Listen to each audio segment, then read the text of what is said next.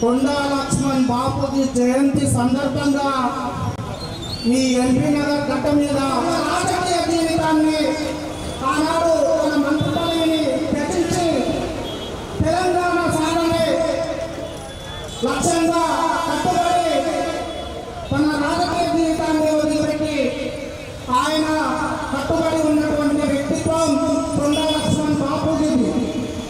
నాడు మర్రి చెన్నారెడ్డి గారు తెలంగాణ వాళ్ళను తాకట్టు పెట్టి ముఖ్యమంత్రి అయింది కాబట్టి బీసీలలో. Do you have gaps or misaligned teeth? Daisy's invisible and pain-free aligners can straighten your teeth without anyone noticing. గుర్తుంచుకోండి, రాబోయేది బీసీ రాజ్యం.